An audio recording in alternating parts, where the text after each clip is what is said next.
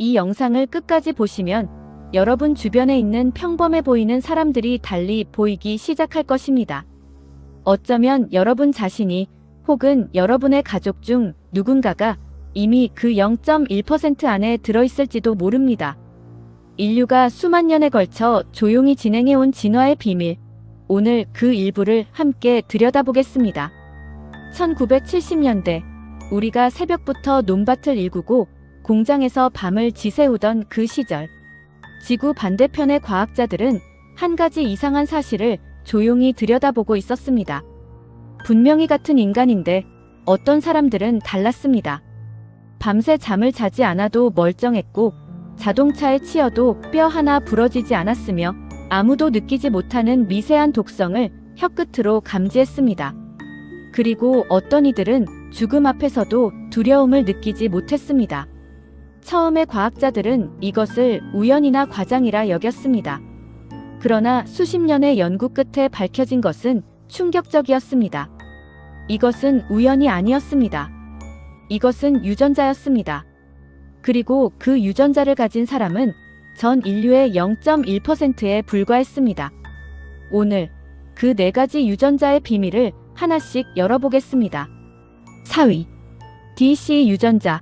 하루 4시간만 자는 사람들. 여러분, 잠이 보약이라는 말을 들어보셨습니까? 의학계는 수십 년 동안 인간에게는 하루 최소 7시간에서 8시간의 수면이 반드시 필요하다고 가르쳐 왔습니다. 그 기준이 무너진 것은 2009년이었습니다. 미국 캘리포니아 대학교 샌프란시스코 캠퍼스의 잉에서 후이 푸 교수 연구팀은 놀라운 가족을 발견했습니다. 어머니와 딸 모두 매일 밤 4시간만 자는데 다음날 아무런 피로감 없이 완벽하게 기능한다는 것이었습니다. 졸음도, 집중력 저하도, 기억력 감퇴도 없었습니다. 연구팀이 이 가족의 유전자를 분석했을 때 DEC라는 유전자에서 단 하나의 돌연변이가 발견되었습니다. 이 돌연변이는 수면의 질을 극단적으로 높여 보통 사람이 8시간 동안 얻는 회복 효과를 4시간 안에 달성하도록 만들어줍니다. 더 충격적인 것은 이후의 연구였습니다. 이 유전자를 가진 쥐를 실험했을 때 수면 부족 상태에서도 인지 기능이 정상 쥐보다 월등히 높게 유지되었고 노화 속도 또한 더딘 것으로 나타났습니다. 생각해 보십시오. 보통 사람이 일생 동안 잠으로 보내는 시간은 평균 26년입니다. DEC 보유자는 그 절반인 13년을 더 깨어있는 상태로 살아가는 셈입니다. 같은 수명을 살면서도 이들은 13년을 더 가진 사람들입니다. 일부 학자들은 이 유전자가 인류의 다음 단계를 예고하는 진화의 신호일 수 있다고 말합니다. 수렵과 채집의 시대에서 정보와 창조의 시대로 넘어오면서 인간의 몸이 스스로를 바꾸기 시작했다는 것입니다. 아직 전 세계에서 이 유전자를 가진 것으로 확인된 사례는 수십 가족에 불과합니다.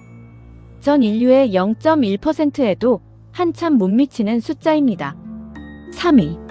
LRPO 유전자. 부러지지 않는 뼈를 가진 사람들. 1994년 미국 코네티컷주에서 한 남성이 심각한 교통사고를 당했습니다. 차량이 전파될 만큼 강한 충격이었음에도 이 남성은 뼈 하나 부러지지 않은 채 걸어서 병원에 들어왔습니다. 의료진은 처음에 촬영 장비가 고장났다고 생각했습니다. 뼈가 너무 밀도 높게 찍혀서 마치 금속 구조물처럼 보였기 때문입니다. 이 남성을 연구한 결과 LRPO 유전자의 특정 돌연변이가 발견되었습니다. 이 유전자는 뼈를 만드는 조골세포의 활동을 조절하는 역할을 합니다. 돌연변이가 발생하면 이 조골세포가 과활성화되어 뼈의 밀도가 일반인의 8배에 달하는 수준까지 높아집니다. 2002년 예일 대학교 연구팀은 이 유전자를 가진 가족들을 추적 조사하여 미국 의학유전학회지에 발표했습니다. 조사 대상 가족 중 누구도 평생 단 한 번의 골절도 경험하지 않았습니다. 수영을 하다가 수면에 부딪히는 충격에도 높은 곳에서 떨어지는 사고에서도 뼈는 온전했습니다. 그런데 이 유전자에는 반전이 있습니다. 대부분의 뼈 관련 유전자 돌연변이는 골다공증처럼 뼈가 약해지는 방향으로 작동합니다. LRPO의 이 특정 돌연변이는 반대 방향, 즉 지나치게 강해지는 방향으로 작동하는 매우 드문 경우입니다. 과학계에서는 이 돌연변이를 가리켜 기능 획득 돌연변이라고 부릅니다. 무언가를 잃는 것이 아니라 기존에 없던 능력을 얻는 돌연변이라는 뜻입니다. 일부 연구자들은 고대 전쟁이 빈번하던 시대에 이 유전자가 전투 생존율과 연결되어 자연 선택을 받았을 가능성을 제기합니다. 부러지지 않는 병사는 살아남고 살아남은 병사는 자녀를 낳았을 것입니다. 수천 년에 걸친 전쟁의 역사가 이 유전자를 지금까지 소멸시키지 않고 남겨두었을지도 모릅니다. 그러나 이 능력에도 대가가 있습니다. 뼈가 지나치게 밀도 높아지면 골수 공간이 줄어들고 혈액 생성 능력이 저하될 수 있습니다. 자연은 언제나 이런 방식으로 균형을 요구합니다. 2위. 슈퍼 테이스터, 독을 혀로 감지하는 사람들. 여러분은 어린 시절 유독 쓴 음식을 못 먹는 아이가 주변에 있지 않으셨습니까? 브로콜리 한 조각에 얼굴을 찌푸리고 된장찌개의 쓴맛에 숟가락을 놓아버리는 아이. 어른들은 그런 아이를 편식쟁이라 나무랐습니다. 그런데 과학은 전혀 다른 이야기를 하고 있습니다. 1990년대 미국 예일 대학교의 린다 바르토셔 교수는 인간의 미각을 연구하다가 충격적인 사실을 발견했습니다. 전체 인구의 약 25%는 일반인보다 훨씬 많은 수의 미뢰를 가지고 있었고, 그 중에서도 극소수는 보통 사람이 전혀 감지하지 못하는 수준의 미세한 화학 물질까지 맛으로 느낄 수 있었습니다. 바르토셔 교수는 이들을 슈퍼 테이스터라 이름 붙였습니다. 슈퍼 테이스터는 혀의 단위 면적당 미뢰의 수가 일반인보다 최대 10배 이상 많습니다. 이들은 커피 한 모금에서 수십 가지 성분의 차이를 구별하고 와인에서는 포도밭의 토양 성분까지 감지한다고 합니다. 무엇보다 중요한 것은 독성 물질에 대한 감지 능력입니다. 자연계의 독성 식물 대부분은 쓴맛을 가지고 있습니다.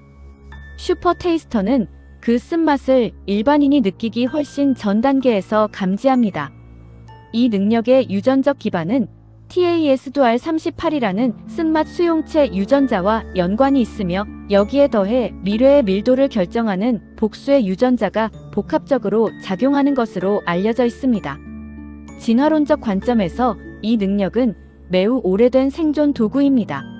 수렵 채집 시대, 인류의 조상들이 낯선 식물을 입에 넣었을 때 독성을 빠르게 감지하고 뱉어낼 수 있는 사람은 살아남았고, 그렇지 못한 사람은 죽었습니다.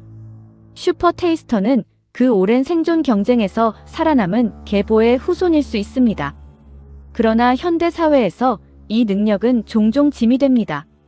슈퍼 테이스터는 지나치게 예민한 미각 때문에 식당에서 음식을 제대로 즐기지 못하는 경우가 많습니다.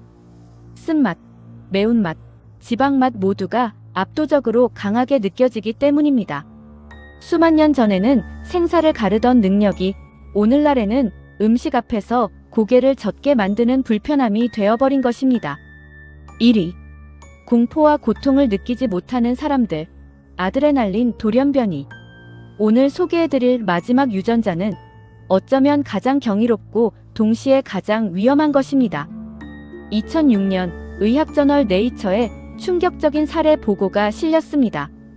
파키스탄에서 발견된 한 소년의 이야기였습니다. 이 소년은 길거리에서 칼 위를 맨발로 걷고 뜨거운 석탄 위에 손을 올리는 퍼포먼스로 돈을 벌었습니다. 구경꾼들은 신기한 재주라 생각했지만 이 소년은 단 한 번도 고통을 느끼지 않았습니다. 태어나면서부터 그랬습니다. 연구팀이 이 소년과 비슷한 증상을 가진 6가족을 조사한 결과 SCN9A 유전자의 돌연변이가 공통적으로 발견되었습니다. 이 유전자는 신경세포의 나트륨 채널을 조절하여 통증 신호가 뇌로 전달되는 것을 관장합니다. 돌연변이로 인해 이 채널이 기능을 완전히 상실하면 어떤 물리적 손상도 고통으로 인식되지 않습니다. 비슷한 맥락에서 공포를 느끼지 못하는 사람들도 보고되어 있습니다. 편도체, 즉 뇌에서 공포 반응을 담당하는 부위가 유전적으로 기능하지 않는 경우입니다. 의학계에서 SM이라는 이니셜로 알려진 한 여성은 평생 단 한 번도 공포를 경험하지 못했습니다. 뱀을 손으로 집어들고 강도를 만나도 심장 박동이 변하지 않았습니다. 호러 영화를 보며 웃었습니다. 이 능력이 극한 상황에서의 생존을 가능하게 한다는 것은 분명합니다. 공포와 고통은 인간을 움츠러들게 만들고 때로는 행동을 마비시킵니다. 그것이 없는 사람은 전쟁터에서, 재난 현장에서, 불이 붙은 건물 안에서 다른 사람이라면 멈출 자리에서도 계속 앞으로 나아갈 수 있습니다. 그러나 이 능력의 진짜 위험은 다른 곳에 있습니다. 통증은 단순한 불쾌감이 아닙니다. 통증은 경보입니다. 몸 어딘가가 잘못되고 있다는 신호입니다. 고통을 느끼지 못하는 사람은 자신이 다쳤는지 아픈지를 알 수 없습니다. 앞서 소개한 파키스탄 소녀는 10대 초반의 지붕에서 뛰어내린 뒤 세상을 떠났습니다. 죽음이 두렵지 않았던 것이 아니라 무엇이 위험한지를 몸으로 배울 기회가 없었던 것입니다. 공포와 고통은 우리를 약하게 만드는 것이 아니었습니다. 우리를 살게 만드는 것이었습니다. 인류는 오랜 세월 이 두 가지 감각을 방패 삼아 살아남았습니다. 그리고 그 방패를 선천적으로 갖지 못한 사람들은 가장 강렬한 방식으로 그 빈자리를 느꼈습니다. 오늘 살펴본 4가지 유전자는 모두 하나의 질문으로 귀결됩니다. 인간의 몸은 지금도 진화하고 있는 것일까요? 수면이 필요 없어지고 뼈가 강철처럼 단단해지며 독을 혀로 감지하고 공포와 고통 없이 살아가는 사람들. 이들은 돌연변이일까요?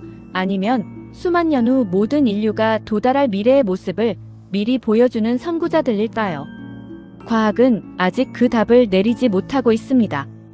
여러분은 어떻게 생각하십니까? 이 4가지 능력 중 하나를 가질 수 있다면 어떤 것을 선택하시겠습니까?